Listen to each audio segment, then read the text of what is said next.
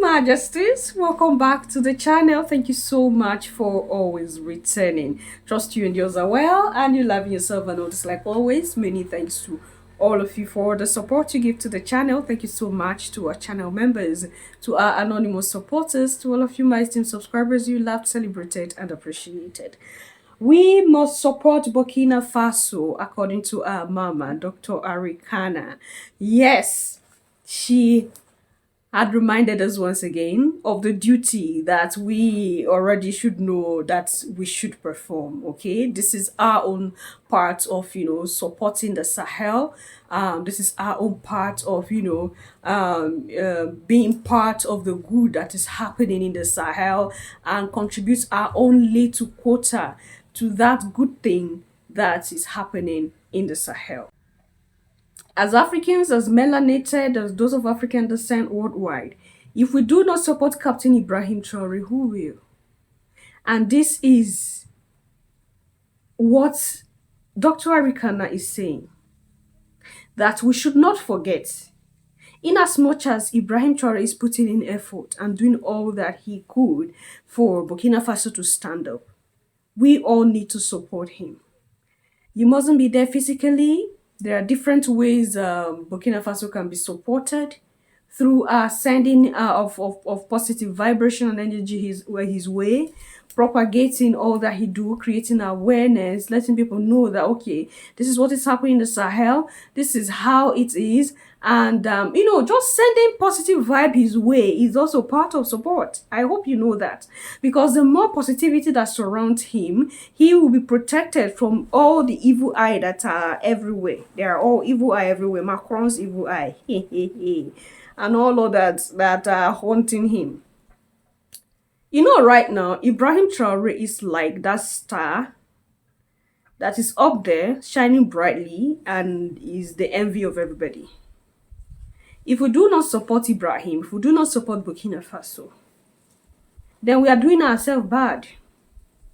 I told you the wind of change that has started in the Sahel will spread. But how will this wind of change spread if we do not support the effort of Ibrahim Traore? What's happening in Burkina Faso must be supported. What's happening in Mali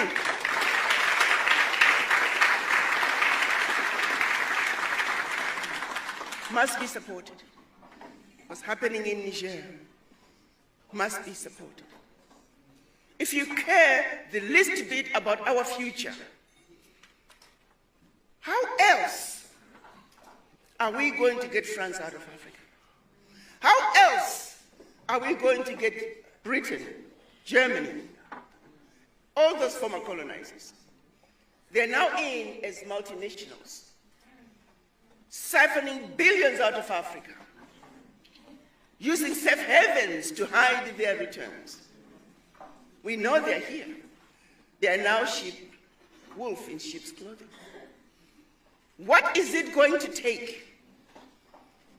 If you look at the move that Niger made, by simply saying, France, you can no longer buy our uranium for 80 cents a kilo, when we know very well you're selling it for 200 euros per kilo. Niger was realizing about 1 billion out of the sales of its uranium a year, while France was realizing close to 300 billion. That one move alone, when Niger said, if you want our uranium, 200 euros a kilo, please. Immediately, 300 billion. 1 million. It's not going to take much to change Africa. We got what it takes. If there's one thing we're very fortunate of, we are endowed with everything the rest of the world needs.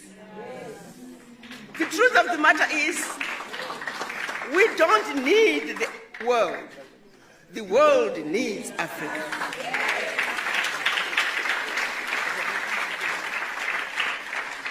But do we really know that and believe in it and are ready to stand up and proclaim who we are? And let them know. But I've sat in meetings where I've seen ministers, America, can you help us with this? Europe, can you help us?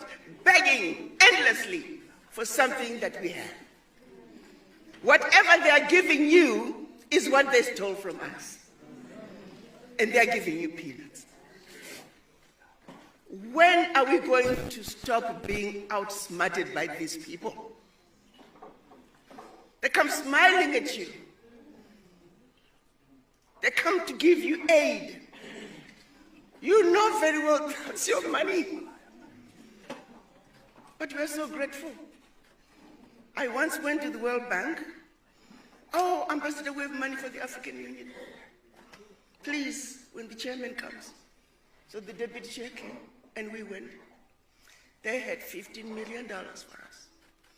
$15 million for the whole African Union. And here's the kicker. They were only going to give us 50% of that. And then when we can show them what we have done with the 7.5 million, then we can have the other 7.5. Blatantly insulting us. And I'm not supposed to say anything. I got my deputy chair, so I need to shut up. But I asked to go to the bathroom. And I called the chair. I said, could you please come down the hall?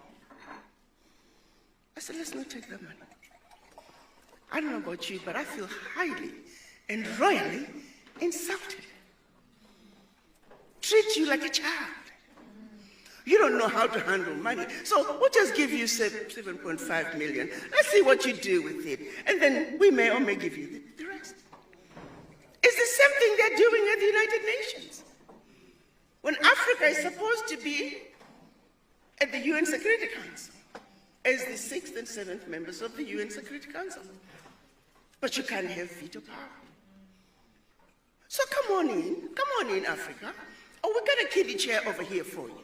Sit over there, we got some cookies. Sit over there and be quiet while we take care of business. And we entertain them. Wow. What's wrong with us? What gives me hope is that we have a vibrant African youth who are saying enough is enough. We are not taking this anymore. This abuse has got to come to an end. The exploitation of the African continent has got to come to an end. Your Majesties, our Mama had said it all, and for a fact, we are the cause of our problems. I think I keep telling you here. The moment we say no, things will change. And it's just by coming out, it's not by coming out to say, okay, no, things have to, we have to act it. We have to mean it. We have to, put all our heart in it. There were two things that caught my attention so much from the speech that she had given. And one of it is that it is not going to take much to change Africa. I hope you heard that. It's not going to take much to change Africa. It's only going to take some people who truly love their homeland to take some little drastic, decision and not to be scared of dying at the process. That is what it's going to take. I'm saying this from what we've seen in the Sahel. They knew it was a danger they are willing to take.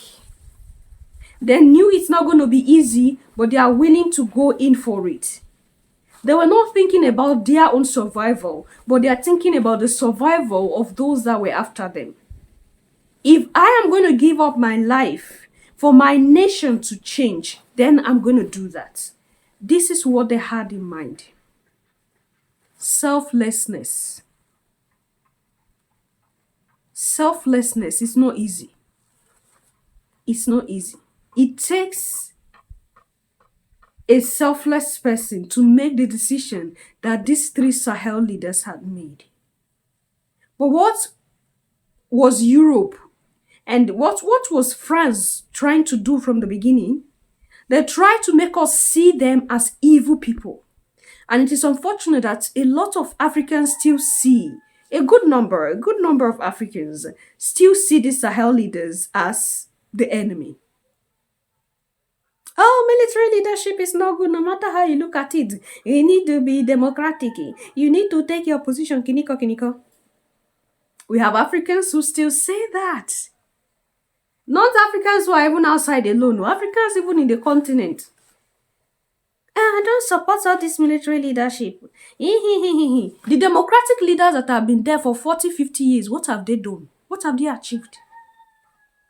And you have people who are ready to give up their life at the process. It was a risk that Traore took. It was a risk that Goita took. It was a risk that Chiani took. Why do you think they took that risk? Everybody was fed up of the situation, except for those puppet leaders who are sitting down there and their families eating money. If I am going to give up my life for things to change, then I'm willing to do that. And that is why I tell you, whenever I come to the Sahel, joy fills my heart. Why? I believe, knowing that we have a people who can give up their life for their homeland. You don't know the gravity of what the Sahel leaders have done. Most of you that don't appreciate them, most of you that are still saying, they took leadership by force, they took leadership with gun. You don't know the level of the sacrifice that these Sahel leaders took. Their own life was not even guaranteed. What if they had died at that process? That is why we had to carry them on our head and sing their praise and jump with them everywhere we go to. These are leaders that we need to emulate from. They challenged us to the core. Your Majesties, it's a challenge. And that is why I will not stop singing the praises of Captain Ibrahim Traore, General Tiani, and General Goita. I will keep singing their praise. Because what they have done, it takes a man with a mind to do. Your Majesties. The second thing she said was, whatever they are giving you is what they have stolen from you. That was it for me. Like, that was it for me. She just hit the nail on the head. Is it not what we've been saying recently about this, USA ID? What have you? They come to tell you, we're giving you some help, some money for what have you. We're giving you some money for this, giving you some money for that. Why are you giving us the money? Oh, because we love the world so much. We don't see color. Humanity is what we care for. Why they are stealing your property? Your Majesties, they are stealing that which you have, your inheritance. They come forward and act like they are helping you. The worst enemy that you ever have is an enemy that acts like Europe and America. They are killing you, but they are smiling and telling you that they are the only one that can save you. Whatever they give to you is that which they have stolen from you. They will never give you anything just like that from their own resources, from their own pocket. If you see them giving you, we are always helping Africa, we need to help Africa. It is because they have taken a lot from Africa. It is your money they are returning back to you. Your Majesties, it is your money they are returning back to you. There is no, I hope you understand. I hope you do. So before the ignorant Africans will come and say, hey, America was helping Africa with aid. Now, Africans became stubborn. And America have said they are not going to help Africans with aid again. You see, some institution had to close down because America has said they are not going to help Africa. Let those institutions close. They should help themselves. There are a lot of poor people in Europe and America that do not have they've not been helped yet. So they should go and help their people who are in need and allow Africa to help Africans who are in need. Right? Let everybody be. Help your people, I help my people. We don't want that kind of charity again. For the sake of Jesus, the sake of the love of God, for the sake of this one, we want to help you. And as we are thinking about Europe and America, kicking them out and rejecting their aid at this point, we should also look at the Middle East. We should also look at Asian countries. The Arab world, they are also at the corner. They are not free from this. They also come. Their aid, which they send to Africa, some parts of Africa, in short, Africa, they send to their Muslim brethren, telling them we are helping you. What are they getting from that help that they are helping you? A lot of us don't ask questions. We think that they are giving out this help free of charge. Your Majesties, what do you think? Leave your thoughts and opinion there at the section. I'm going to see you in my next one. Until then, love yourself, love others, stay safe, stay positive. Always, Your Majesties. Bye for now.